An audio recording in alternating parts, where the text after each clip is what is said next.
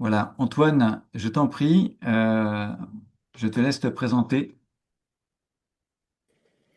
Bonjour à tous. Comme l'a dit Benjamin, je suis agriculteur. Agriculteur au nord de Reims, à 50 km au nord de Reims, en système céréalier. Assez vite, j'ai diversifié mes activités en produisant et commercialisant du bois énergie, donc il y a plus de 25 ans. Aujourd'hui, j'ai développé une activité de conseil en développement de filières agricoles à travers la France. Ça fait 10 ans à peu près. Et donc, dans ce cadre-là, je suis ce qu'on appelle un manager de transition, c'est-à-dire accompagner des transitions sur le territoire. Mais j'ai aussi un rôle de manager de transition dans le sens où j'occupe parfois des postes à responsabilité un certain temps donné et parfois même à temps partiel. Pour donner un exemple, aujourd'hui, je suis DG, directeur général à temps partiel d'une coopérative qui commercialise du bois énergie dans le Grand Est. Voilà les activités que j'ai et à titre bénévole, je suis membre de l'association Co-Farming, qui est une association d'entrepreneurs qui propose des solutions pour le monde agricole. Et donc à titre bénévole, je suis président de cette association et membre aussi du réseau AgriCoaching comme Benjamin. Merci beaucoup, Antoine. Alors, il y a une bonne part de ce webinaire que tu animeras, que tu illustreras. Euh, Avant d'échanger sous forme d'interview, nous vous proposons quelques éléments clés pour aborder ce sujet. Et d'abord, notre intention, on est favorable et très favorable aux transitions. Et donc, l'idée, c'est que par rapport aux transitions que vous avez engagées ou surtout que vous engagerez, que vous ayez un regard très positif et motivé par rapport à ces transitions. Vous donnez des repères et puis partager des expériences sur les points clés. Alors, la transition agricole, peut-être en termes de, de définition, il paraît vraiment important de clarifier la différence entre changement et transition. Euh, le changement, dans ce qu'on va indiquer, c'est des modifications de pratiques qui comportent des continuités.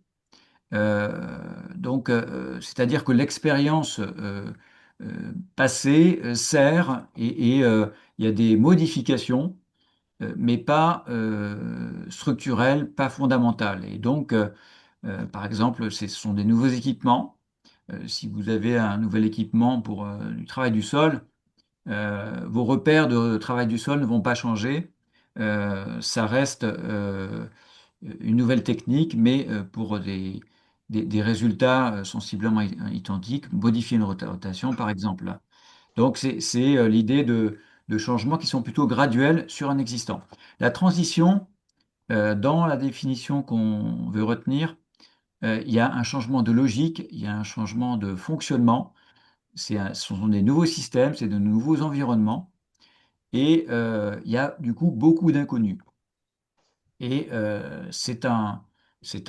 du coup, une modification qui est significative. Il y a un saut qui est à réaliser et ce qui est souvent négligé, c'est que il y a ce qui est visible de l'extérieur, mais également beaucoup de bouleversements intérieurs du côté du dirigeant, du fait de ces inconnus qui se présentent. Alors, exemple de transition, la transformation, vous êtes producteur de céréales, et vous développez une activité de meunerie avec tous les nouveaux process de transformation, de valorisation, de commercialisation, de négociation. Passage en circuit court où des compétences commerciales doivent être vraiment démontrées, des nouveaux interlocuteurs, des politiques de tarification. Enfin, bref, il y a beaucoup de choses qui arrivent de nouveau. Euh, Et puis, ben, l'association, j'en parlais tout à l'heure. Là, toute l'organisation, les décisions, ben, c'est plus du tout la même chose. Alors, cette question, on a vu que c'était pas très confortable. Pourquoi engager une transition aujourd'hui? Eh bien, nous avons des facteurs donc internes. Euh, D'abord, c'est le fait de vouloir reprendre le pouvoir, de ne pas subir les changements extérieurs. La deuxième chose, c'est d'apporter une sécurité par rapport à l'avenir qui, qui, qui, qui est source d'inquiétude par rapport au changement. Et puis, c'est le besoin de tout entrepreneur d'avoir des nouveaux projets pour stimuler sa motivation, son goût, son besoin de changement, son besoin de développement. Et puis, il y a des facteurs externes qui, ceux-là, s'imposent vraiment à l'entrepreneur. C'est un environnement aléatoire et imprévisible dans lequel les modèles passés euh, euh, sont plus ou moins adaptés. C'est une vulnérabilité importante au coût. Ben, je pense à l'énergie, je pense à tous les intrants, notamment d'origine fossile. Et puis, il y a bien sûr, par rapport au marché, les attentes sociétales, euh, que ça concerne les aspects de santé, de bien-être animal. Et puis, ben, il y a des phénomènes incontournables, notamment en production végétale, hein, c'est les changements climatiques. Et les changements variétaux ne suivront sans doute pas dans un certain nombre de situations. Donc, il y a tout à repenser. Alors, pourquoi c'est difficile ces transitions? Et on voulait attirer votre attention sur plusieurs points.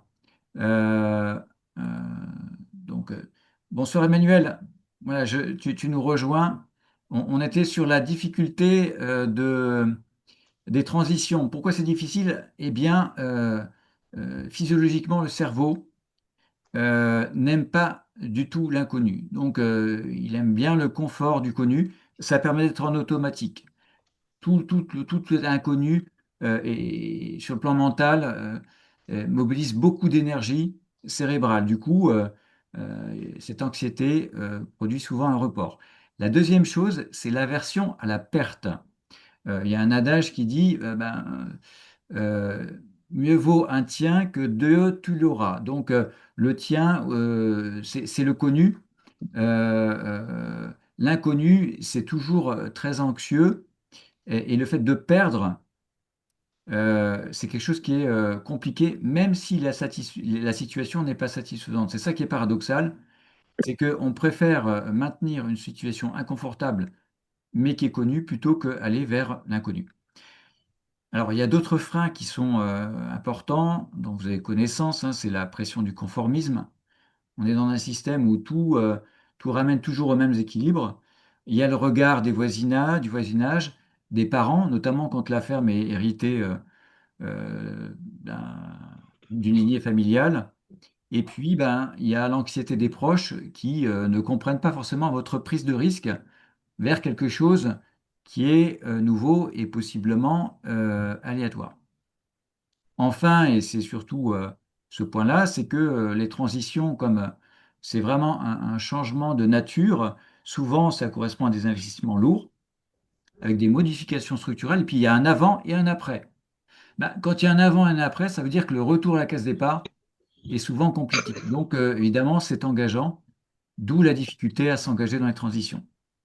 Et puis, une autre chose aussi qui est plus culturelle, et notamment qu'on a souvent hérité de nos environnements scolaires, c'est le fait d'éviter à tout prix l'échec.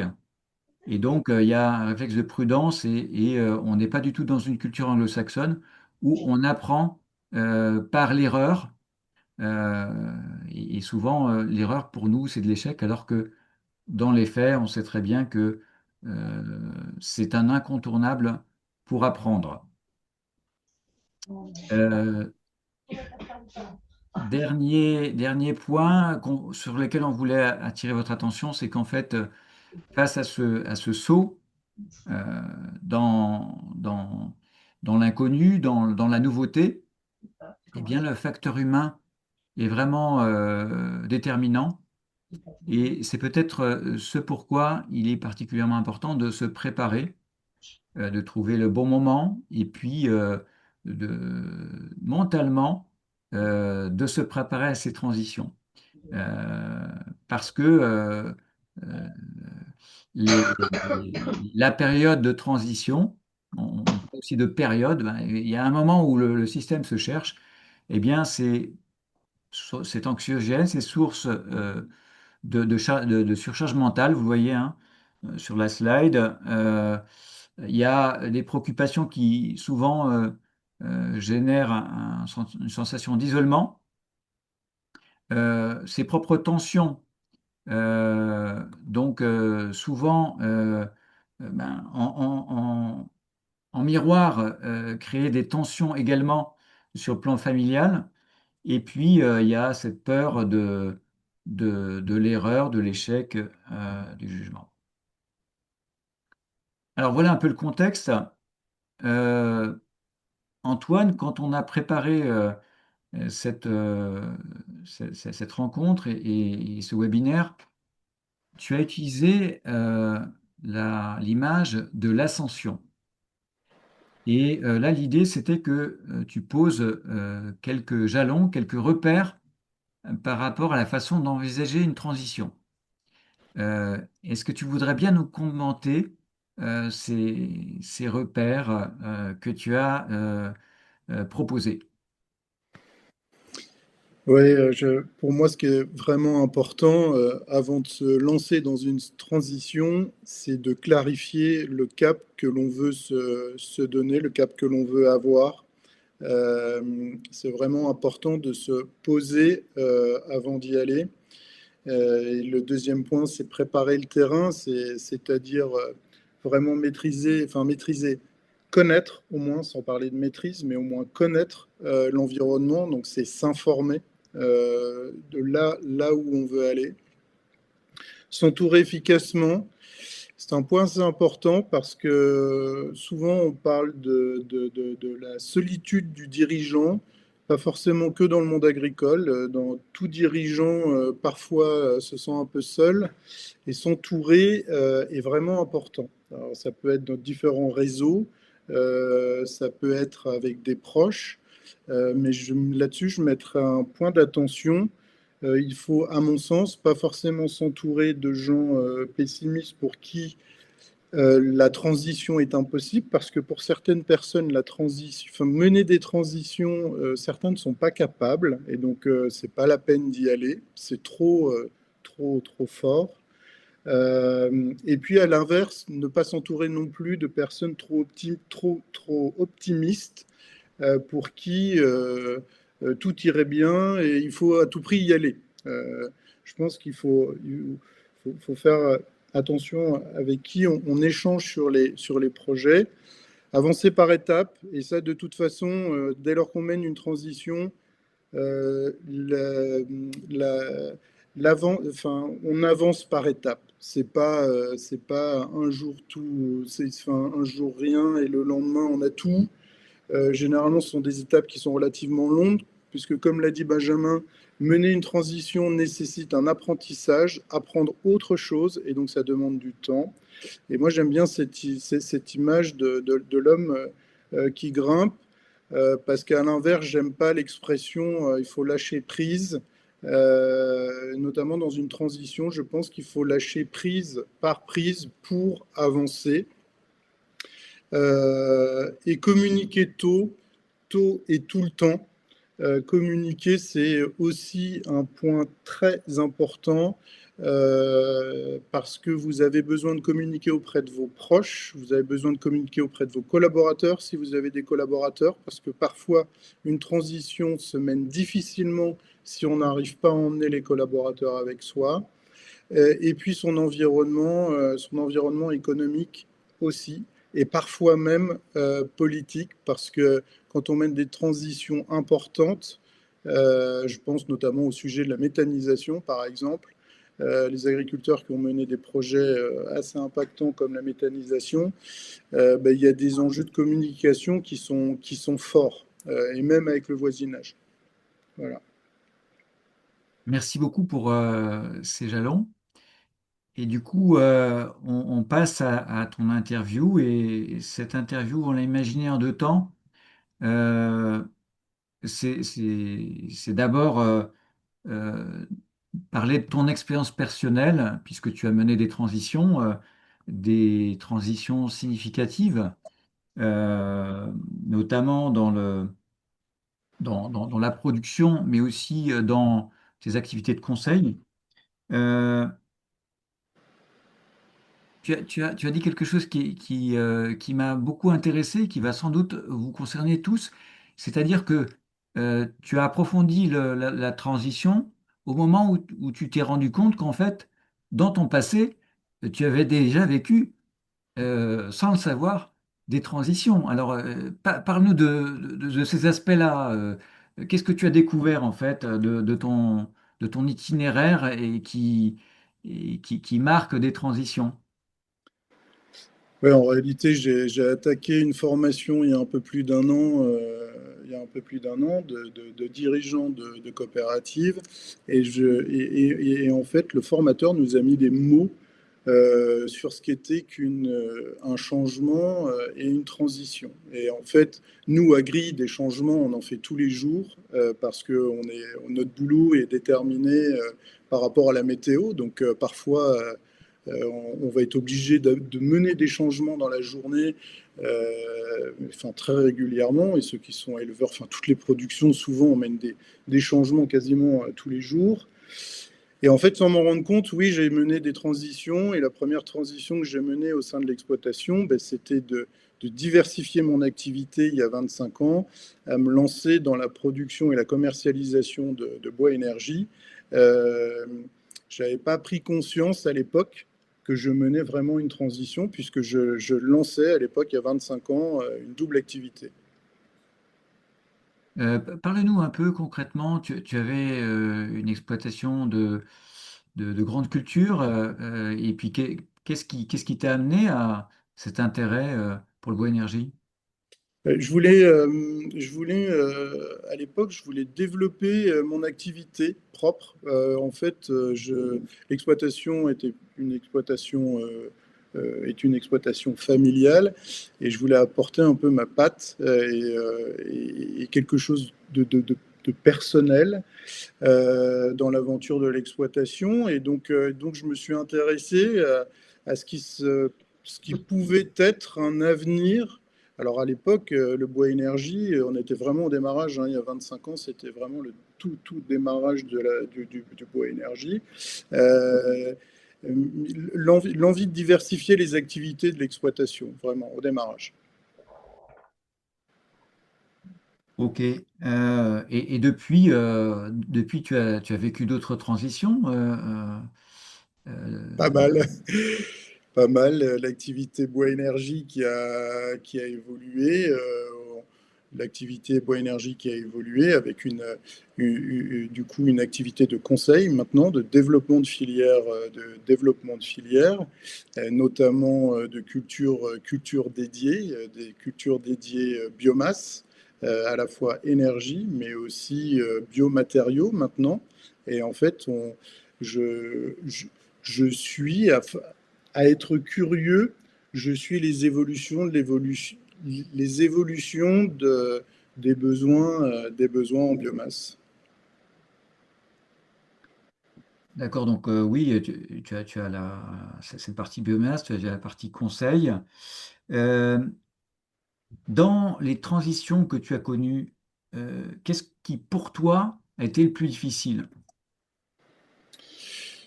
Euh, Très certainement le regard des autres, euh, même des plus proches, à me dire non mais Antoine, c'est réalier, qu'est-ce que tu t'embêtes à faire autre chose? Tu pourrais être peinard sur ta ferme, pourquoi tu fais autre chose? Moi, je revenais sur l'exploitation gérée, enfin, familiale de mon grand-père, qui lui me dit, mais bon, tu te lances dans le bois, j'ai jamais vu un forestier gagner de l'argent, pourquoi tu te lances là-dedans? Donc finalement, le regard des autres, en plus en agriculture, c'était assez prégnant. Je ne sais pas votre avis à vous tous qui êtes là à ce webinaire, mais moi, pour moi, ça a été le plus marquant en fait au démarrage. Et je dirais même le banquier, le premier investissement pour lequel je suis allé le voir, qui me dit, mais bois énergie, mais enfin, pourquoi, qu'est-ce que c'est? Et j'étais un peu surpris parce qu'à l'époque, l'investissement était vraiment pas lourd. J'allais le voir pour investir dans un déchiqueteur à bois à hauteur de 30 000 euros. Donc, enfin, c'était rien. Aujourd'hui, un déchiqueteur à bois, ça vaut 1 million d'euros. Alors, bien évidemment, on ne sait plus du tout les mêmes modèles, mais le bois énergie a vraiment évolué, donc on a d'autres machines à disposition. Mais ce que je trouvais dingue, et ce que je lui ai dit, je lui ai dit, mais monsieur, je viendrai vous voir pour vous demander un emprunt pour un tracteur, vous signerez sans même, enfin, sans problème. Et là, je vous demande pour réaliser un investissement pour une diversification et quelque chose qui a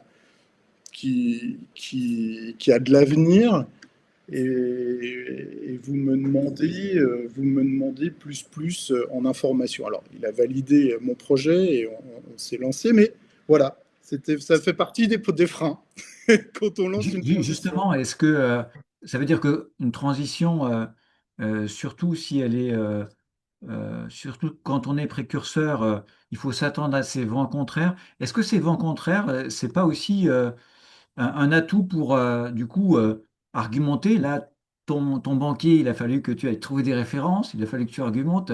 Ouais. Comment utiliser ça? Alors là, aujourd'hui, à 50 ans et avec différentes transitions menées, effectivement, je me prendrais vraiment différemment que ce que j'ai pu faire il y a 25 ans. Euh, Peut-être que... Alors, c'était préparé parce que finalement, j'y suis allé, j'ai bien avancé sur ces sujets-là, mais je pense qu'aujourd'hui, je serais d'autant plus fort, oui. Et parce que je préparerais d'autant plus si je devais mener encore une transition, je la préparais d'autant plus. Ouais. Alors, préparer quoi notamment? Euh, enfin, arriver à bah, ce que j'ai pu dire assez rapidement avant, bien mener la communication, bien gérer les aspects filières, où est-ce qu'on se situe, où est-ce qu'on, quel va être notre rôle, je m'entoure de qui, mais vraiment des partenaires là cette fois-ci dont je parle, hein, que ce soit l'assureur, le banquier, mais aussi des appuis techniques. euh, et puis parfois des appuis individuels si on veut se faire aider d'une personne euh, pour avoir un espèce de bras droit extérieur, j'allais dire, euh, pour mener à bien le projet. Est-ce que tu te souviens de périodes de doute intense? Oui, oui. Alors, des transitions, j'en mène encore là. Oui, parfois il y a des périodes de doute. Et, Et du, par rapport à ça, sans détailler le type de doute, qu'est-ce qui te fait tenir? Quelle est la ressource qui te permet d'aller au-delà? Bah, je sais que c'est pas facile. Donc en fait, il faut, comment dire, euh, ce qui me fait aller au-delà. Alors, un, c'est tenir les objectifs. Quand on a des objectifs, c'est les tenir. Deux, je sais que c'est pas facile, donc en fait, faut simplement avoir les épaules, mais aussi quand même être entouré. Et je reviens là-dessus, être entouré parce que ça aide à avancer. Ce que j'entends, et tu me dis, c'est-à-dire que dès le départ, tu parlais de communication, mais en fait, pour qu'on ait du monde autour de soi, il s'est agi d'embarquer d'une certaine façon tout le monde pour que, au moment où ça devient compliqué, on soit pas seul, on soit compris, Ouais, euh, qu'on puisse aussi avoir des retours sur tout ce qu'on a réussi et qu'on ne voit plus. ouais, Euh, c'est ça aussi l'enjeu? ouais, c'est ça l'enjeu, ouais, c'est ça l'enjeu. C'est vraiment ça l'enjeu. Alors, bon, alors moi, j'ai la chance de t'avoir, Benjamin, dans le réseau des personnes avec qui je bosse. Toi, comme Michel ou Hervé, enfin des agricoachs avec qui on échange ensemble sur les avancées entrepreneuriales. C'est le fait aussi d'adhérer à l'association Co-Farming, où moi je peux échanger là avec des dirigeants euh, qui, euh, qui mènent parfois des transitions dans leur entreprise. C'est d'échanger avec des pairs. Euh, Vraiment, c'est important d'échanger avec des pairs parce que euh, chacun à son échelle, parfois, mène des transitions. Et du coup, les transitions des uns sont des encouragements pour les autres. C'est aussi de se rendre compte que ce qu'on traverse, on n'est pas seul C'est ça. et que c'est normal. Et ce qui paraît angoissant dans son référentiel, de se rendre compte que ben, finalement, c'est un petit peu normal. Ça En fait, permet de. en fait, c'est angoissant quand, mais tu l'as exprimé en introduction, c'est angoissant quand on ne maîtrise plus ou qu'on n'a plus les accroches, les quatre appuis de l'escaladeur. Et à la fois, quand on se retourne et qu'on voit le chemin parcouru, on se dit, ouais, c'est pas mal quand même, on a réussi à mener des choses et à avancer. Et à C'est- avancer parce que moi, là, quand tu m'as posé les... Alors ça, c'est ma nature, c'est plutôt perso.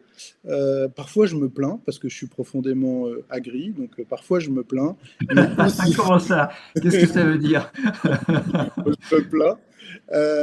Mais aussi, en fait, celui qui fait avancer les choses, ben, c'est celui qui est sur le fauteuil, entre le fauteuil et le volant. Enfin, c'est le bonhomme, c'est moi. Donc, la responsabilité de la gestion de l'entreprise ou de mon envie d'entreprendre ou pas, c'est moi.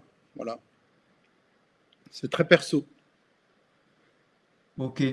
Euh, Ce que je te propose, est-ce que tu as quelque chose à partager sur ton expérience, en sachant qu'après, on va parler plutôt de ton expérience d'accompagnement des transitions, puisque tu es aussi alors formé aux transitions, mais tu accompagnes les transitions. Est-ce que de ton expérience personnelle, tu as des choses à partager?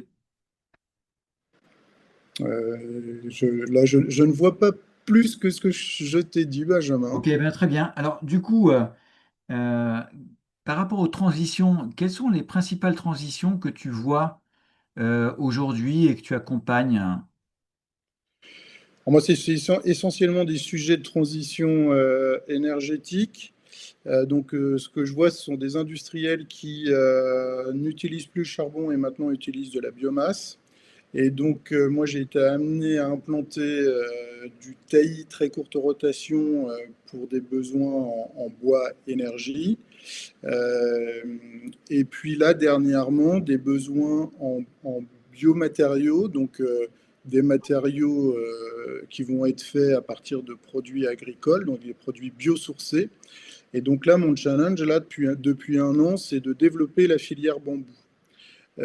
C'est des transitions quand même, parce que les cultures énergétiques dédiées, j'ai implanté de l'eucalyptus dans le sud de la France, culture pas, enfin, je veux dire, pas courante, et le bambou, pas courant non plus. Dès lors qu'on arrive dans les services des chambres d'agriculture, des DDT et autres, il faut arriver à communiquer et à expliquer pourquoi ces essences, pourquoi ce changement aussi parfois d'usage du foncier agricole, puisque là, on produit de la biomasse et non plus une matière alimentaire. D'accord, merci pour ces exemples. Alors, j'ai envie de te poser une question très pragmatique. Est-ce qu'aujourd'hui, c'est le bon moment pour engager des transitions? Comment est-ce qu'on sait que c'est le moment d'engager une transition? Alors, moi, je suis céréalier. Il est urgent, enfin, c'est mon avis, hein, c'est très perso, mais pour moi, il est urgent de mener des transitions parce que nos céréales achetées au cours mondial, avec les charges que nous avons, il faut à tout prix mener des transitions. Donc, je réfléchis sur mon exploitation pour changer de culture. Euh, et je crois que oui, c'est le bon moment. C'est le bon moment. C'est- il- Tous les moments sont bons, mais il faut surtout que l'entrepreneur, pour lui, que ce soit le bon moment, en fait.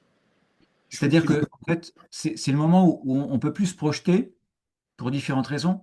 Là, tu dis sur le plan économique, on peut plus se projeter avec les hausses de charges qui sont quand même structurelles, avec des marchés qui sont très aléatoires. Mais c'est aussi, c'est une difficulté aussi à se projeter quand on voit que la main-d'œuvre ne va pas être suffisante, quand on n'a plus l'agnac, quand on a éventuellement, sur le plan de la santé, moins de ressources. C'est ça, c'est la difficulté de se projeter qui doit amener une transition? de se projeter ou de quand on se pose et qu'on clarifie ses objectifs et qu'en fait on n'y est plus, c'est qu'à un moment donné on n'est pas on doit pas être bien et donc il faut se remettre en phase sur ses objectifs et peut-être mener une transition pour être en phase avec ses objectifs. Et Ok. comme et du coup c'est à tous les moments, enfin à mon sens, c'est à tous les moments d'une carrière, ça peut être à tout moment et oui. Qu'est-ce qu'on gagne à engager une transition? À être aligné avec ses objectifs et pas se morfondre et pas être rentré dans une espèce de spirale où en fait on ne trouve plus le bonheur à entreprendre ou à exercer son métier. C'est, c'est, c'est, c'est, Ou, c'est- c'est peut-être- et, et puis, ou alors, et si ne plus être en phase aussi, parce que parfois il y a des transitions qui sont presque imposées, euh, et ne plus être en phase avec soit la législation, soit l'environnement technico-économique. Je prends une parenthèse qui est du paragricole. Hein. Euh, Dans le cadre de mes missions, je dirige une coopérative qui commercialise du bois énergie pour des coopératives agricoles qui décarbonent. Et ces coopératives agricoles, si elles n'avaient pas mené une transition à changer leur combustible, à arrêter de brûler du charbon et aujourd'hui utilisent de la biomasse, ces coopératives-là aujourd'hui n'existeraient plus parce qu'en fait, elles seraient taxées aux émissions carbone, ça serait pas possible pour elles de vivre. Donc elles ont été obligées de mener une transition, ça a été imposé, mais ce qui a fait que grâce à cette transition, aujourd'hui, elles existent toujours. Donc il y a des facteurs internes, mais il y a aussi l'évolution de l'environnement, une Oui, veille active oui. pour sentir les courants, voir arriver les réglementations, les opportunités aussi. Des opportunités, bien sûr. Ceux qui étaient en veille, qui ont monté les premiers bâtiments photovoltaïques, ils ont mené une transition sur leur exploitation. Ils sont devenus énergiculteurs avec leur toiture. Ça a été une opportunité, ouais. Et les gens, pas mal d'agris qui ont lancé les projets de méthanisation, il y en a peu aujourd'hui qui regrettent et ils continuent. Alors ils sont assez étonnants ces agriculteurs-là parce que souvent cette transition a amené un méthaniseur sur leur ferme. Maintenant ils sont plus loin encore. Certains pensent à la valorisation du CO2, d'autres à commercialiser un gaz pour les véhicules. Enfin, parfois, la transition amène d'autres transitions. C'est assez curieux. Du coup, il y a une expérience de la transition. Oui, Est-ce que oui, d'une transition à une autre, tu acquiers de l'aisance, oui, une capacité plus grande à oui. t'engager? Oui, parce qu'en fait, au démarrage, il y a ces notions de changement, puis arrive la transition, des choses un peu plus fortes. Et en fait, quand c'est réalisé, quand c'est possible, ça se passe bien aussi, il faut le dire. Ben, la- pourquoi pas aller plus loin, pourquoi pas continuer?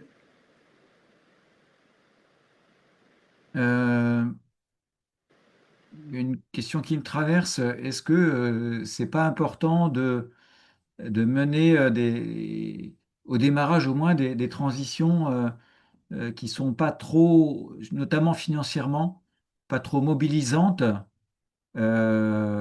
pour justement se faire un peu la main sur la transition parce que euh, quand on multiplie les risques d'une nouvelle transition, de beaucoup d'investissements, euh, le risque peut faire Alors, être plus fort, non?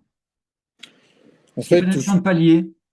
il y a, il y a une notion de palier, mais il y a surtout une notion d'objectif tenable. Il faut être prudent.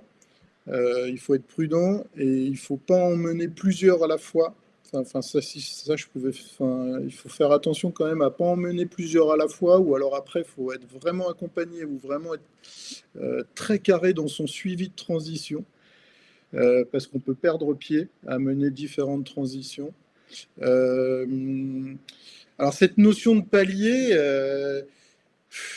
c'est, tu sais, des agriculteurs qui ont lancé des projets de méthanisation à se mettre, à s'associer à deux, trois et à chacun mettre 2 millions d'euros sur la table, ils sont vraiment sortis de leur zone de confort quand même et très vite parce que investir des 2 millions d'euros, enfin, pour un nouvel outil, hein, quelque chose de nouveau. Alors certes, il y a un contrat de rachat, c'est sécurisé, mais quand même, en fait, tout dépend de la contractualisation et, et du risque pris. C'est vrai qu'il faut être prudent par rapport au risque financier, ou en tout cas, moi, ça a été toujours un peu mon garde-fou à faire attention au risque financier, à savoir quel risque on est prêt à prendre et pas aller au-delà. Parce que derrière tous ces projets de transition, comme tu l'as dit en introduction, souvent ça emmène la famille quand même, ça demande du temps, et du coup ça prend du temps sur le temps de la famille, et ça il faut être en phase. Il faut être en phase. Alors, il y a une autre chose qui me vient, c'est que tout à l'heure, tu parlais d'alignement. Et là, tu dis c'est important de ne pas prendre des risques au-delà de ce qui est raisonnable. Il faut bien se connaître, du coup, non? Ah, il faut bien se connaître. C'est, c'est vrai qu'on aurait dû commencer par ça avant d'être bien entouré. Il faut déjà bien connaître soi. Alors, mais c'est super important. Mais C'est super. en quoi bien se connaître en quoi? La capacité à gérer le stress, la capacité à rebondir, la capacité à se faire entourer, à trouver des solutions. C'est quoi les critères? Bien se connaître vis-à-vis de quoi? Bah, ce que tu viens de mettre les doigts, tu viens de le mettre le doigt dessus, Benjamin. Le stress, la capacité de travail aussi, la capacité du temps à mettre sur le projet, la capacité à sortir la tête du guidon, parce que souvent on est la tête dans le guidon, donc et dans des choses très opérationnelles. Et en fait, la capacité de mener une transition, c'est la capacité déjà de sortir de la tête du guidon. Si en fait tous les jours on est le nez dans le guidon, mener une transition c'est très compliqué. Faut arriver à prendre de la hauteur. Euh, oui, au stress, ouais. Mm. Alors moi, je partageais quelque chose qui, dans les transitions que je mène, me paraît vraiment essentiel. C'est de savoir où on va, mais surtout pourquoi est-ce qu'on y va. Oui. C'est-à-dire que, il faut que ce soit une polarité très forte et cette polarité soit vraiment quelque chose qui va vraiment soutenir de façon très régulière la motivation, la confiance un peu envers et contre tout. C'est-à-dire qu'il faut vraiment se forger une conviction que ce vers quoi on va, ça nous correspond, on est déterminé, on est prêt à y mettre les moyens et bien aligné, on y arrivera par la porte ou par la fenêtre. Je l'ai dit. Et c'est vrai que enfin, de mon point de vue, hein, quand on sait où on va et pourquoi on va, pourquoi on y va, ça paraît. Je sais pas si tu as envie de commenter ça. Bon, c'est complet ce que tu viens de dire, Benjamin. Ok, très bien. Alors, du coup, j'ai envie de poser la question à ceux qui seraient à un stade où Euh, voilà, j'y pense, je vais commencer. Euh, c'est quoi le premier pas? C'est quoi les conseils que tu donnerais au tout démarrage? Euh, le pourquoi, et puis pourquoi effectivement, pourquoi je veux mener une transition, et puis ensuite, suis-je suffisamment armé pour mener une transition, mais personnellement, ai-je envie de mener une transition? Ne pas le déléguer totalement non plus, parce qu'on a parlé d'être bien entouré, mais il faut en fait souvent, enfin, la transition, le chef de projet de la transition, ça reste celui qui porte le projet de transition. Lui peut être accompagné, mais c'est lui qui doit avoir les épaules pour la mener, cette transition. Euh, voilà. Euh, Sinon, à l'inverse, quelles sont les erreurs que tu as peut-être commises ou que tu vois, erreurs assez fréquentes? Le manque de communication, être trop optimiste, en fait, parfois, ça peut être sa bonne idée, mais il faut surtout bien analyser l'environnement avant de lancer une transition pour être bien sûr qu'on soit en phase avec l'environnement économique et naturel. Euh, Ça me semble vraiment important et savoir où est-ce qu'on s'inscrit dans la filière. Alors, il y a Irène qui laisse dans le chat le commentaire suivant. Personnellement, la transition va pour moi vers moins de charges, moins d'intrants, une agriculture plus résiliente avec la terre et avec moi-même, la vie perso et l'entourage. C'est mon objectif. Ouais, mais ça peut en être une. Et du coup, si Irène, tu es dans un système d'agriculture conventionnelle peut-être aujourd'hui et que Alors, demain, elle est en production biologique, mais je pense voilà, qu'elle se forme à la biodynamie. ah ouais, Euh, Elle veut aller plus loin ouais. dans. Bah, c'est de la transition, c'est une transition parce qu'en fait, Irène va dans un système vraiment de changement de production, enfin de mode de production, et du coup, c'est une transition. Ouais. Mm. Oui, elle va vers l'agroécologie, vers Ouais, ouais, l'agroécologie. Ouais. ouais, Euh, Antoine, si tu en es d'accord, je propose qu'on passe aux questions. ouais. Et du coup, je te propose, c'est que chacun puisse intervenir et poser des questions hein, euh, sur la transition à Antoine, sur son expérience.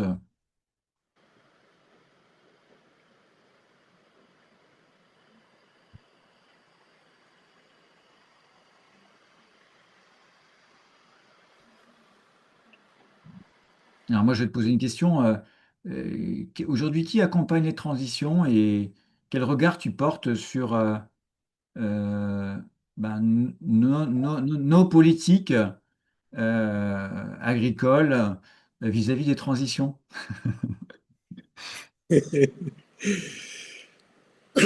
Bah, c'est un peu une question piège, ça, Benjamin. Elle n'était pas préparée, vous voyez.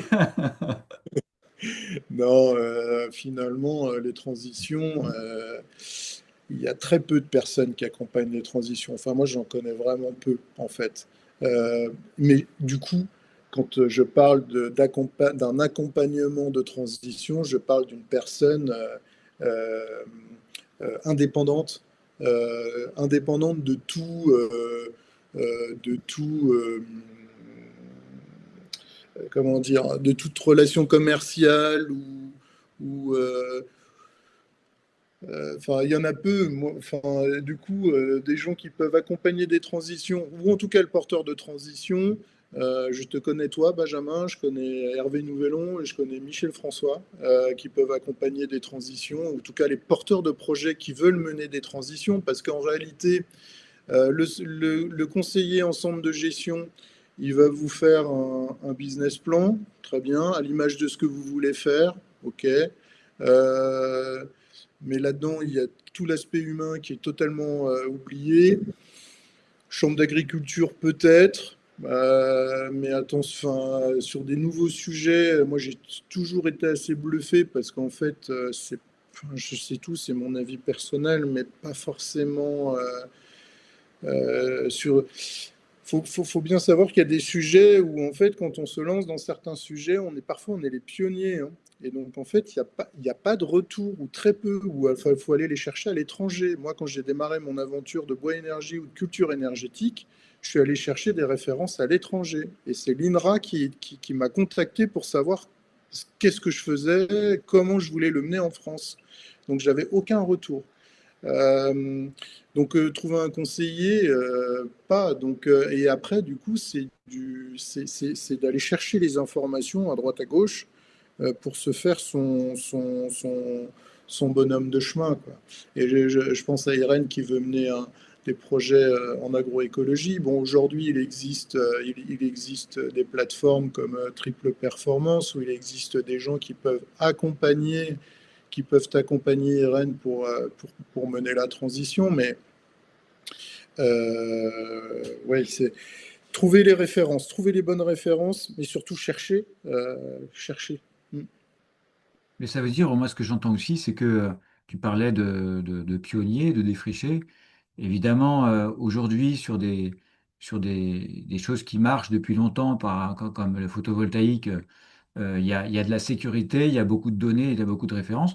Mais ça veut dire aussi que les transitions, souvent, on prend quelques repères, mais il faut accepter aussi de produire des références et Oui, d'être après une référence, j'allais dire. ouais, ouais, non, puis alors attention parce que ça va très vite, hein. Bon, alors, là, tu parles de photovoltaïsme. Par décision politique, ça peut ne plus être intéressant à un moment donné. Comme la méthanisation. Enfin, c'est intéressant X années, et puis à un moment donné, couperet, le prix n'est plus le même, le prix de rachat du gaz n'est plus le même, et terminé, c'est plus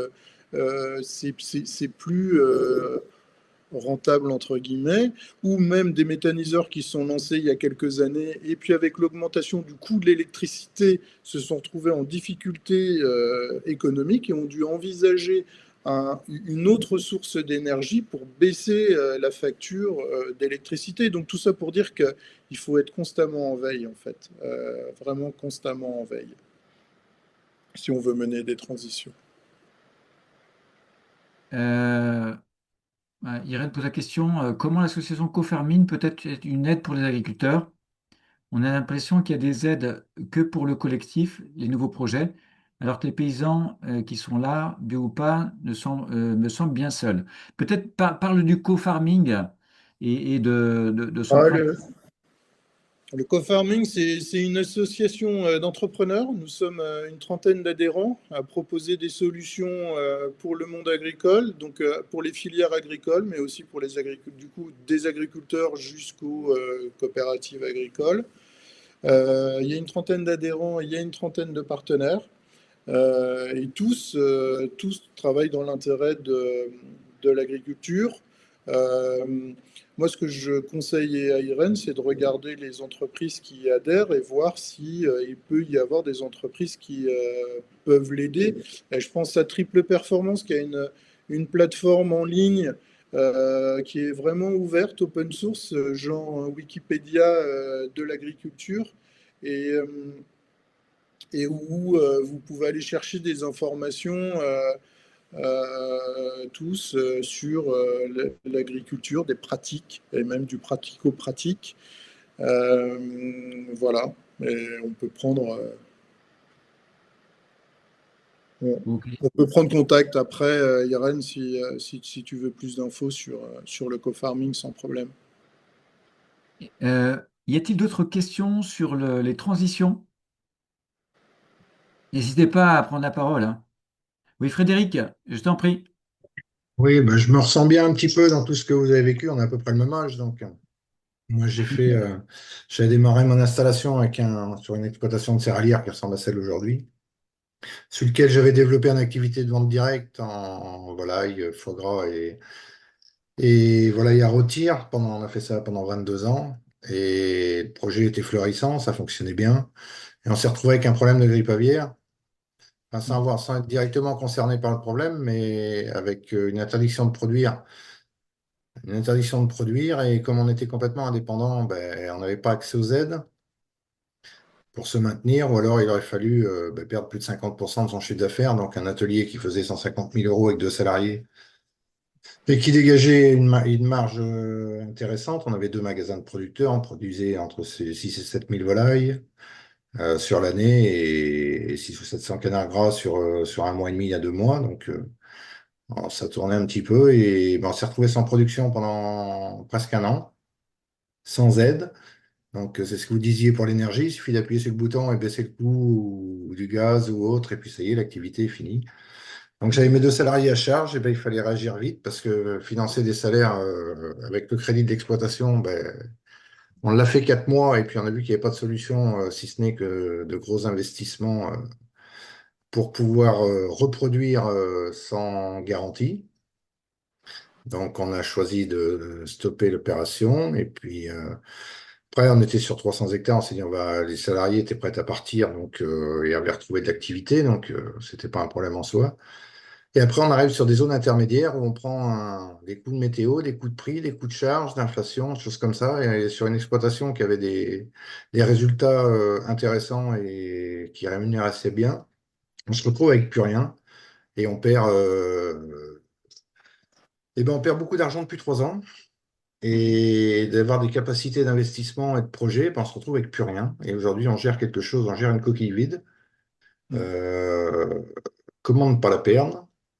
Comment trouver des solutions? Des comptables, on essaie de faire du positif, mais on prend ce qu'il y a autour de nous pour avancer, mais des comptables un peu perdus aussi. Et ben, on a du mal à trouver des solutions. Et aujourd'hui, ben, qu'est-ce qu'en sera à la fin de l'année, on ne sait pas. Voilà où on en est. Donc c'est pour ça que des fois, même en étant on a beau chercher des solutions, quand on se retrouve comme ça par des éléments, et on est sur des zones intermédiaires où on a peu de rendement, hein. On fait du 55, la moyenne de blé c'est 55, on a pourtant une surface irriguée, on a arrosé des maïs, on a arrosé du soja, on a arrosé tout ça, mais les coûts de l'énergie, plus la baisse du prix du grain, le séchage et compagnie, quand on sort du maïs à 125, 130 euros, et ben, il n'en reste pas assez pour payer tout le monde et pour tout payer. Donc aujourd'hui, voilà, c'est cultiver, c'est une perte. Et aujourd'hui, on ne sait plus comment se sortir de ça avec les cultures qu'on fait. Donc, on cherche bien des solutions, mais on n'intéresse personne parce qu'on a des sols trop pauvres, trop risqués. Donc, on a du mal à trouver des contrats. Et donc, voilà où on en est, nous. Mhm. Et du Antoine, tu veux que je prenne la parole ou... Ouais, ouais, ouais, ouais. tu peux, Benjamin, ouais. Je En vais tout cas, prendre la parole. merci beaucoup pour ce témoignage, parce que la transition, parfois, elle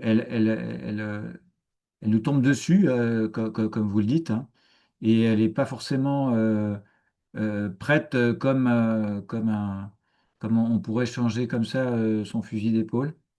Euh, Moi, je vous propose, hein, qu'on échange là-dessus. Je suis persuadé que vous avez beaucoup de ressources, vous l'avez démontré, notamment en montant cet atelier avec des salariés, avec de la vente directe, avec de la bonne valorisation. Euh, et l'idée, c'est vraiment de prendre le temps de savoir ce que vous avez envie de faire, de voir les ressources, le niveau de risque que vous voulez faire, et puis mettre de la créativité. Et c'est vrai que je suis premier, j'ai été conseiller d'entreprise, hein, je souscris à ce que dit Antoine.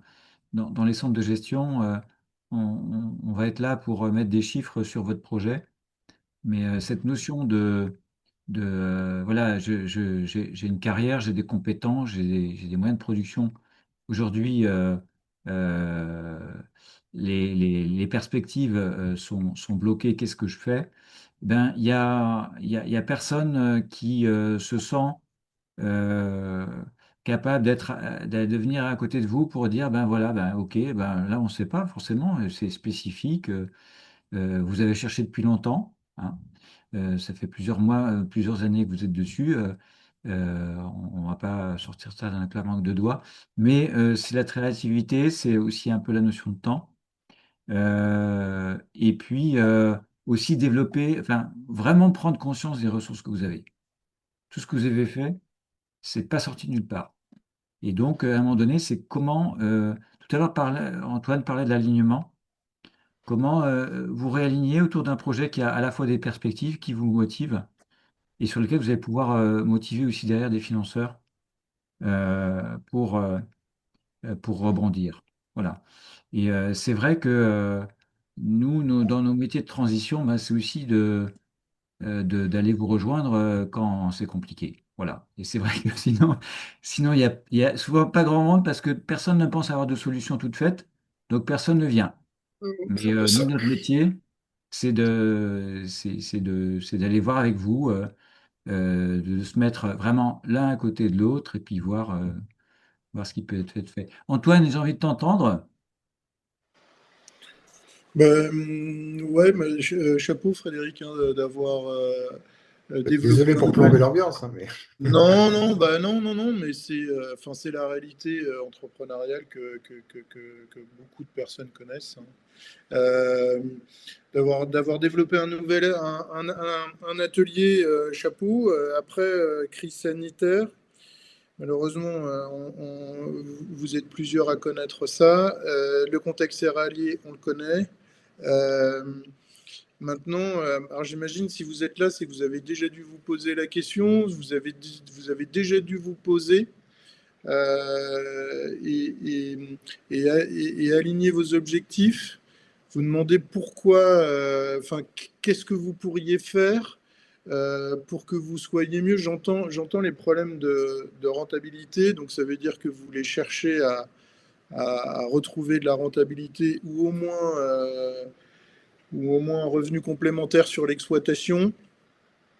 Euh, ouais, je vous encourage à analyser votre environnement économique et le potentiel que vous avez, vous, perso, et puis ensuite l'exploitation. Ouais. c'est Voilà. en cours. On va devenir formateur pour les mois qui viennent, pour au Ah moins ouais, pouvoir ben voilà. sortir un salaire. Voilà, Ouais. donc on va faire du partage d'expérience et puis l'exploitation, on va essayer voir ce qu'on peut en faire en attendant de voir comment ça évolue, parce qu'on peut pas. On était déjà sur des choses qui étaient assez performantes, beaucoup de contrats avec des blés, c'est qui le patron, des CRC, des labels rouges, des Ouais. Sojasun, enfin un ensemble de contrats du maïs popcorn, donc on n'était pas non plus sur des. Et tout ça, ben oui, mais aujourd'hui ça suffit plus. Mhm. Parce que les rendements, c'est pas la peine d'aller chercher du rendement. On est sur des sols bien trop. On peut avoir des bonnes années hein, en termes de rendement, mais bon, on va rester sur des rendements moyens pour être logique. S'il y a une belle surprise, ça sera bien. Mais donc voilà, on a étudié un certain nombre de choses maintenant. Je pense que nous aussi, la céréale, chez nous, ça fait un petit moment qu'on y pense, mais et qu'on cherche des contrats. Et ça sera peut-être. On a regardé le bambou aussi et le forestier aussi, mais chez nous, les gens sont pas matures encore à faire couper leur bois, autrement qu'à la tronçonneuse. Pourtant, on en déborde. Ils sont pas gérés, mais on n'arrive pas à les. On s'est prééquipé sur ce genre de choses, mais Ah ouais. le marché prend pas. Ouais, on est sur une pelle d'abattage, enfin, une petite pelle d'abattage parce qu'on a des petites structures des petits bois avec des petites surfaces, on a beaucoup de bosquets et des bois, notamment du chêne, mais qui pousse pas vite. Donc, bon, la machine, c'est pas encore ça. Ça vient, mais ça commence à mûrir. Mais Ouais, En ok. tout cas, on voit que vous avez été très actif et très performant pour chercher de la valorisation, de la diversification sur des contrats qui sont spécifiques avec des cahiers des charges bien particuliers. Donc, toutes ces compétences-là, je veux croire qu'il y a moyen de les transposer sur sur un projet qui, à un moment donné, va être possible et attractif pour vous. Là aussi, franchement, toutes les exploitations n'ont pas démontré ces capacités-là. Donc c'est un capital. Tout à l'heure, je questionnais Antoine sur est-ce qu'une transition donne de la souplesse, de la compétence?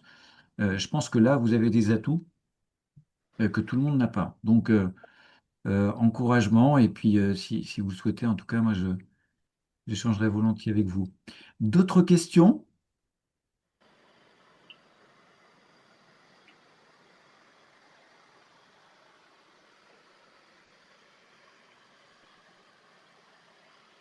Alors, ce que je propose, c'est simplement de vous dire, et c'est aussi en lien avec ce que je vous indiquais, si vous le souhaitez, je ne sais pas si vous voyez à l'écran, euh, si besoin, si vous souhaitez préciser votre situation avec nous, définir de façon un peu plus précise ce que vous souhaitez et analyser vos besoins d'accompagnement, on est à votre disposition. Et puis, voilà, en tout cas, moi, je vais te laisser le mot de la fin, Antoine, mais euh, tout à l'heure, je posais la question de savoir euh, ben, pourquoi engager une transition.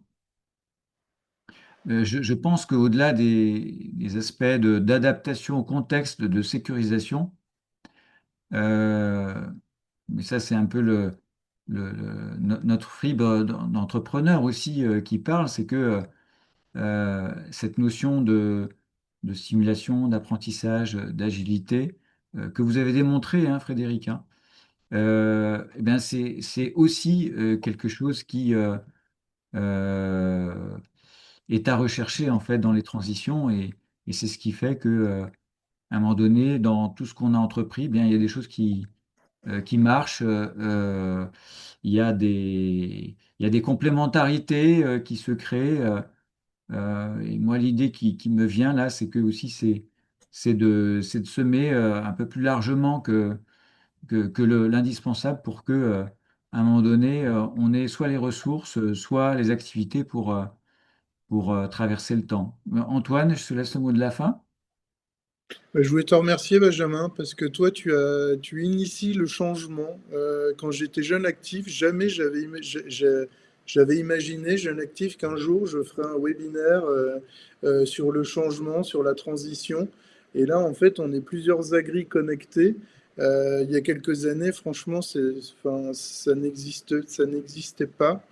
Enfin, en tout cas, je connaissais pas l'existence de ça.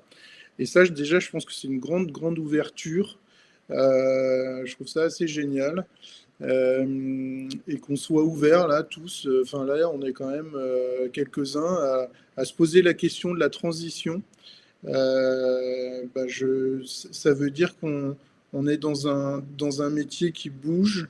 Et nous sommes des entrepreneurs qui réfléchissons à, à ce, à ce qu'on soit aligné à nos objectifs. Voilà.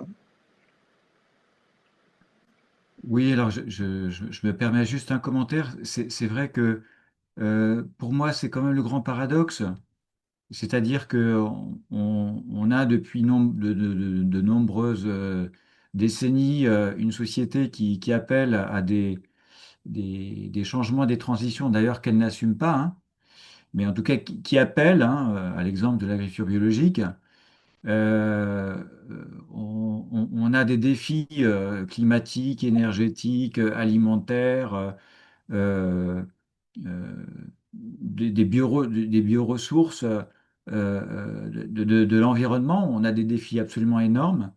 Et je te posais la question qui n'était pas du tout anticipée. Qu'est-ce qu'il y a comme type d'accompagnement? Et en fait, sur ces transitions-là, eh bien, il y a que de la technique. Et donc, ben, on voit bien que la technique, c'est pas le plus compliqué. Et Frédéric nous le rappelait, hein, c'est aussi les marchés.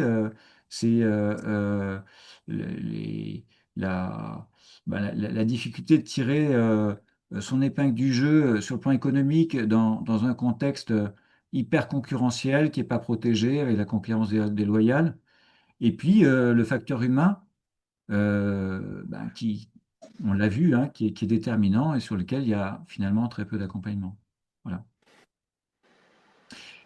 À mon tour de te remercier beaucoup, Antoine, avec toutes ces compétences et ton engagement dans l'agriculture. Et je souligne aussi ton engagement bénévole au sein du co-farming, qui est tout à fait dans cet état d'esprit, c'est-à-dire de promouvoir des sociétés, souvent des startups, qui sont innovantes, qui montrent le chemin, qui ouvrent et Mm. qui, de façon collective, avancent ensemble pour, pour se faire connaître, pour proposer et puis pour ouvrir un peu la voie. Mm. J'aimerais aussi beaucoup vous remercier. Je m'excuse pour le démarrage technique qui était compliqué.